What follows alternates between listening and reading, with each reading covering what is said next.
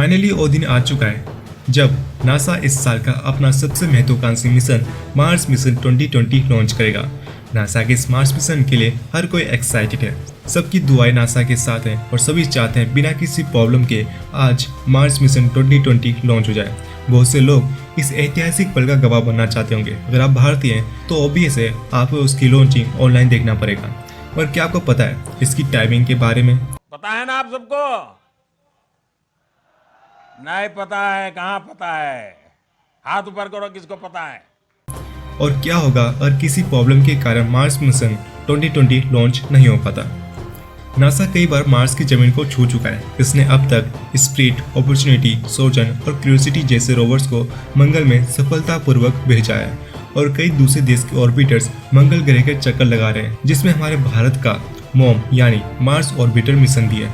इसी महीने यूएई देश ने अपने होप मार्स मिशन और चाइना ने अपना तियानवेन-1 मार्स मिशन मंगल के लिए रवाना कर दिया है। अब बारी है नासा के मार्स मिशन 2020 की। देखा जाए तो इस मिशन में कोई भी नई बात नहीं है एक्सेप्ट इसमें लगे हेलीकॉप्टर की। यह हेलीकॉप्टर ही है जो नासा के इस मार्स मिशन को काफ़ी रोमांचक बना देता है। इस हेलीकॉप्टर को पहली बार किसी दूसरे ग्रह में उड़ान भरने के लिए बनाया गया है। यह हेलीकॉप्टर खुद में ही बेहद ही खास है। इसके बारे में काफ़ी एक्साइटिंग फैक्ट्स हैं और मेरा कर्तव्य बनता है मैं आपको इसके बारे में बताऊं।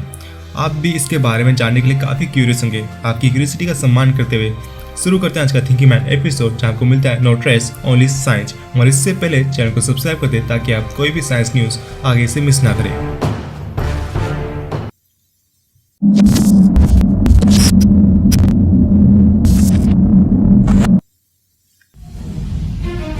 नासा ने अब तक जितने भी मार्स मिशन की हैं या मार्स में भेजे या भेजने वाले हैं, वो सभी मिशन नासा के मार्स एक्सप्लोरेशन मिशन के अंदर आते हैं।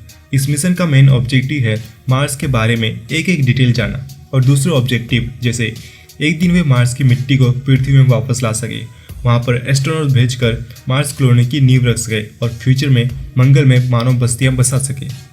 मार्स मिशन 2020 में दो खास चीज़ें हैं, रोवर और हेलीकॉप्टर।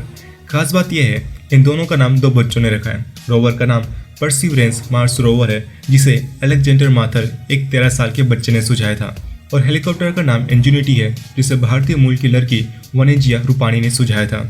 इस मार्स मिशन को परसिवरेंस मार्स रोवर नाम दिया गया है। परसिवरेंस रोवर अपने पिछले रोवर यानी क्यूरियोसिटी रोवर से बहुत ज़्यादा एडवांस है, मगर इन दोनों के मॉडल को सेम रखा गया है। इस रोवर में 23 कैमरे हैं और इसमें इस बार ड्रिल मशीन भी लगाया गया है। इसमें कुल 8 साइंटिफिक इंस्ट्रूमेंट्स लगे होंगे और ingenuity helicopter in scientific instrument में से एक है। अगर बात करें इसकी वेट की तो रोवर का वेट करीब 1 टन है और हेलीकॉप्टर का सिर्फ 1 किलोग्राम। अगर आज मार्स मिशन 2020 सफल होता है तो करीब 7 महीने के सफर के बाद लैंडर रोवर को मार्स के जेजीरो क्रेटर पर लैंड कराएगा। नासा मानता है इस जगह बहुत साल पहले एक बड़ी झील हुआ करती थी और जहां पानी होता है वहां जीवन होने के चांसेस भी बढ़ जाते हैं। इसलिए नासा रोवर को इस क्रेटर पर लैंड करा रहा है ताकि रोवर इस जगह की जांच कर हमें मार्स लाइफ के बारे में कोई एविडेंस दे सके। ये रोवर मार्स में मौजूद CO2 को ऑक्सीजन में बदलने की कोशिश भी करेगा ताकि जब एस्ट्रोनॉट्स मार्स में जाए तो उन्हें ऑक्सीजन की कमी ना हो। परसिवरेंस रोवर बहुत सी चीज़ों को एनालाइज करेगी और हमें पता चलेगा मार्स में मानव बस्ती को बसाने का जो सपना है क्या सच भी हो सकता है या नहीं। अगर परसिवरेंस रोवर ठीक से लैंड होता है तो उसके पेट से इंजेन्युटी हेलीकॉप्टर बड़ी सावधानी से निकाला जाएगा। फिर रोवर कुछ दूर जाएगा ताकि वे पहली बार किसी दूसरे ग्रह पर हेलीकॉप्टर को उड़ते हुए देख सकें। आप सोच सकते हैं एक छोटे से हेलीकॉप्टर को दूसरे ग्रह पर उड़ाना बहुत ही आसान बात होगी, मगर ऐसा नहीं है। जो हेलीकॉप्टर आपको धरती में उड़ते हुए दिखते हैं वे मार्स में बिल्कुल भी नहीं उड़ पाएंगे। इसके पीछे कई कारण हैं जैसे ग्रेविटी और एटमॉस्फेयर। मार्स की ग्रेविटी पृथ्वी से काफ़ी कम है जिसकी वजह से इंजेन्युटी हेलीकॉप्टर का मास पृथ्वी में ऑलमोस्ट 1 kg है, जबकि ये मार्स में ऑलमोस्ट 700 ग्राम का हो जाता है। अर्थ का एटमॉस्फेयर काफ़ी थिक है और मार्स का एटमॉस्फेयर सिर्फ 1% है, जिसके कारण हेलीकॉप्टर के ब्लेड्स एयर की उतनी क्वांटिटी को नीचे नहीं धकेल पाएंगे जिसकी वजह से हेलीकॉप्टर ऊपर उठ पाए। मार्स में हेलीकॉप्टर को उड़ाने के लिए 4 गुना ज़्यादा लंबे ब्लेड्स और ज़्यादा रोटेशनल स्पीड होनी चाहिए, मगर नासा ने इसका उल्टा किया। उन्होंने हेलीकॉप्टर को काफ़ी कम वेट दिया ताकि वे कम एयर प्रेशर के बावजूद ग्रेविटी को कॉन्ट्रास्ट करके अपनी उड़ान भर सकें।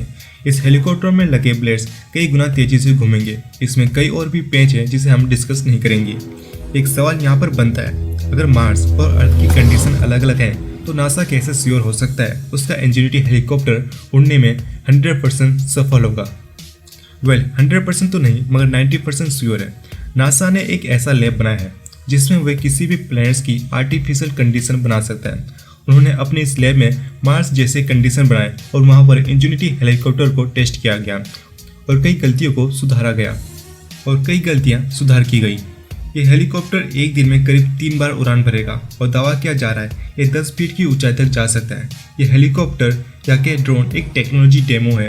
ये एक तरह से नासा का टेस्ट मिशन है, इसलिए इसमें सिर्फ कैमरा लगाया गया है जिससे वह मार्स की रंगीन फोटो खींचेगा और रोवर की मदद से हमें भेजेगा।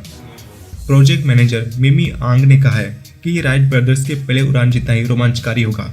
इस दौरान इस हेलीकॉप्टर के पास उड़ान भरने के लिए 1 महीने का समय होगा। इसके सफल होने के बाद भविष्य में अंतरिक्ष यात्रियों और रोवर्स के मंगल ग्रह पर ऐसे हेलीकॉप्टर्स के जरिए एक स्थान से दूसरे स्थान तक जाते हुए देखा जा सकता है, जैसे हम एवेंजर्स मूवी में देखते हैं। इस हेलीकॉप्टर में 4 बैटरीज लगी हुई हैं जो सोलर पैनल से चार्ज होती है। इसकी बैटरी की लाइफ टाइम 35 से 41 घंटे की है।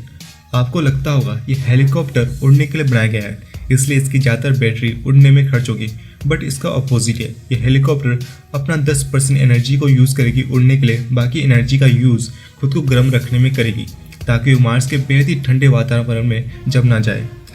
इस तरह हेलीकॉप्टर ना सिर्फ फ्यूचर में सफ़र करने में काम आएगा, बल्कि इसी कारण हम किसी भी ग्रह को ऑर्बिटर और रोवर के मुकाबले ज़्यादा तेज़ी से जान पाएंगे और कई ऐसी जगह में पहुंच सकते हैं जहां ऑर्बिटर या लैंडर कभी पहुंच नहीं सकते।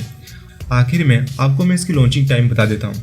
ये 30 जुलाई के शाम को लगभग 5 बजे के बाद लॉन्च होगा, पर किसी कारण आज लॉन्च नहीं होता तो नासा के पास 12 अगस्त तक का टाइम है। अगर 12 अगस्त तक नासा अपना रोवर लॉन्च नहीं कर पाता तो उसे फिर 2 साल वेट करना होगा, क्योंकि हर 2 साल बाद ऐसा टाइम आता है जब मार्स और अर्थ अलाइनमेंट होते हैं और उनके बीच की दूरी काफ़ी कम होती है और इस दौरान बहुत से फ्यूल और पैसा बचता है। इस मिशन की लाइव स्ट्रीम शाम के 4 बजे से शुरू हो जाएगी। तो आज के लिए इतना है, मिलते हैं अगले साइंस एपिसोड के साथ। तब तक आप इस चैनल में अपलोड 50 से ज़्यादा साइंस वीडियोस एंजॉय कर सकते हैं।